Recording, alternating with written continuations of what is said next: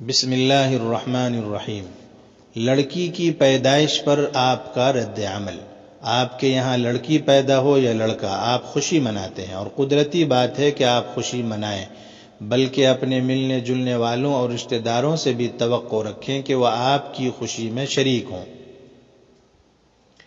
اور ہوتا بھی ایسا ہی ہے، اس لیے کہ اسلام نے آپ کو جو روشنی دی ہے اور نبی پاک صلی اللہ علیہ وسلم کا جو عمل آپ کے سامنے ہے، اس کے ہوتے ہوئے آپ سوچ ہی نہیں سکتے کہ لڑکی اور لڑکے کے درمیان کوئی تفریق کریں۔ لڑکے کی پیدائش پر خوشی منائیں اور لڑکی پیدا ہو تو خوشی کا اظہار نہ کریں۔ لڑکی کے وجود کو پتھر سمجھنا اور لڑکے کو لڑکی پر ترجیح دینا غیر اسلامی طرز فکر و عمل ہے، جس سے اسلامی معاشرے کو پاک ہونا چاہیے، اور ایسا ہے بھی۔ لیکن پھر بھی کچھ گھرانے ایسے مل جاتے ہیں جن میں لڑکے اور لڑکی کی پیدائش کے موقع پر یکساں طرز عمل اختیار نہیں کیا جاتا۔ لڑکے کی پیدائش پر جس طرح دلی جذبات کے ساتھ خوشی منائی جاتی ہے، لڑکی کی پیدائش پر اس طرح خوشی نہیں منائی جاتی۔ لڑکے کی پیدائش کی خوشخبری جن جذبات کے ساتھ اپنے عزیز و اقارب اور ملنے جلنے والوں کو دی جاتی ہے، لڑکی کی پیدائش کی خوشخبری ان جذبات کے ساتھ نہیں دی جاتی۔ اسی طرح بعض لوگوں کی طرف سے لڑکی کی خبر پر مبارکباد کچھ اس طرح دیتے ہیں کہ گویا لڑکی والے کے جذبات کا مرثیہ پڑھ رہے ہیں اور اس کو تسلی دیتے ہوئے صبر کی تلقین کر رہے ہیں۔ آپ ہی بتائیے ان جملوں کا کیا مطلب ہے؟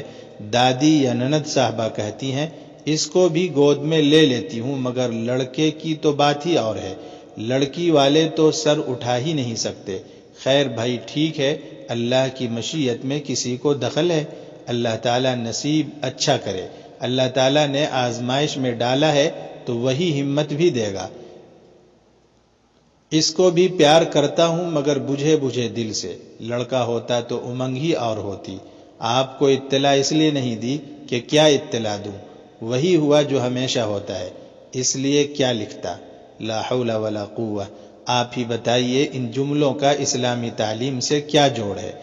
مگر یہ شعوری یا غیر شعوری طور پر بعض مسلمان گھرانوں میں بھی دہرائے جاتے ہیں، مرد بھی دہراتے ہیں اور عورتیں بھی۔ اولاد کا معاملہ صرف اللہ تعالیٰ کے اختیار میں ہے، اس میں نہ کسی کے ارادے کا دخل ہے اور نہ کسی کی خواہش اور آرزو، اور یہ بھی صرف اللہ تعالیٰ ہی جانتا ہے کہ کس کے حق میں لڑکی بہتر ہے اور کس کے حق میں لڑکا۔ آپ یہ دعا اور تمنا تو ضرور کر سکتے ہیں کہ آپ کے یہاں لڑکی پیدا ہو لڑکا نہ ہو، یا لڑکا پیدا ہو لڑکی نہ ہو، لیکن ضروری نہیں کہ آپ کی تمنا پوری ہی ہو اور آپ کی دعا کو شرف قبولیت ہی ملے۔ یہ فیصلہ محض اللہ تعالیٰ کے اختیار میں ہے کہ وہ آپ کو لڑکی بخشے یا لڑکا، دونوں سے نوازے یا دونوں سے محروم کرے۔ کسی کے بس میں نہیں کہ اس کے فیصلے کو بدل دے یا اس پر اثر انداز ہو۔ اس کی قدرت و اختیار میں کوئی اس کا شریک نہیں۔ اسی سلسلے میں اللہ تعالیٰ ارشاد فرماتے ہیں، وہ جو چاہتا ہے پیدا کرتا ہے، جس کو چاہتا ہے بیٹیاں عطا فرماتا ہے اور جس کو چاہتا ہے بیٹے عطا فرماتا ہے، یا ان کو جس کے لیے چاہے جمع کر دیتا ہے کہ بیٹے بھی دیتا ہے اور بیٹیاں بھی، اور جس کو چاہے بے اولاد رکھتا ہے، بے شک وہ بڑا جاننے والا ہے اور بڑی قدرت والا ہے۔ یعنی انسان کی تخلیق میں کسی کے ارادہ و اختیار بلکہ علم و خیر کا بھی کوئی دخل نہیں، اور کسی کا دخل تو کیا ہوتا، انسان کے ماں باپ جو اس کی تخلیق کا ظاہری سبب بنتے ہیں، خود ان کے ارادہ اور اختیار کا بھی بچے کی تخلیق میں کوئی دخل نہیں۔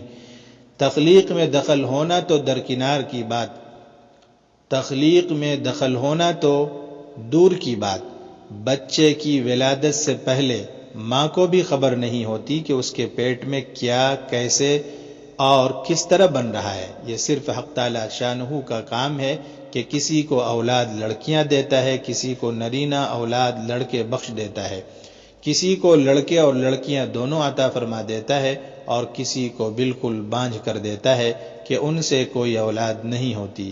ان آیات میں بچوں کی اقسام بیان کرنے میں حق تعالی شانہ نے پہلے لڑکیوں کا ذکر فرمایا ہے، لڑکوں کا بعد میں کیا ہے۔ اسی آیت کے اشارہ سے حضرت واصلہ ابن اسقع رضی اللہ تعالی عنہ نے فرمایا جس عورت کے بطن سے پہلے لڑکی پیدا ہو وہ مبارک ہوتی ہے۔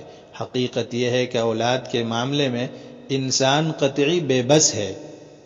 اگر وہ صرف اسی ایک معاملے پر غور کرے تو اس حقیقت کو پالے گا کہ کائنات میں صرف ایک ہی اللہ کا حکم چل رہا ہے، اس کی خدائی میں کوئی شریک نہیں۔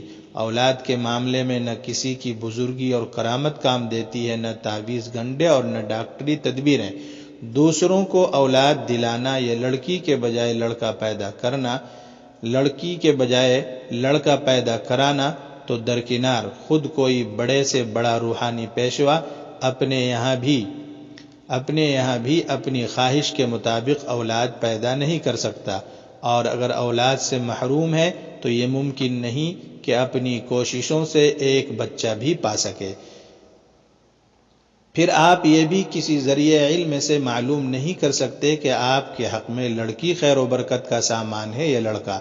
ایسا بھی دیکھا گیا ہے کہ ایک گھر میں لڑکیاں ہی لڑکیاں ہیں اور وہ خیر و برکت اور سکون و اطمینان کا نمونہ ہے، اور ایک گھر میں لڑکے ہی لڑکے ہیں لیکن ہر ایک ماں باپ کے لیے درد سر بنا ہوا ہے، اور ماں باپ لڑکوں سے اس قدر نالا ہیں کہ ان کا ذکر گوارا نہیں، اور لڑکی ان کے لیے اس درجہ سکون ہے کہ اس کے گن گاتے نہیں تھکتے۔ حقیقت یہ ہے کہ غیب کا جاننے والا اللہ تعالیٰ ہی ہے، اور وہی جانتا ہے کہ انسان کی سعادت اور بھلائی کس چیز میں ہے۔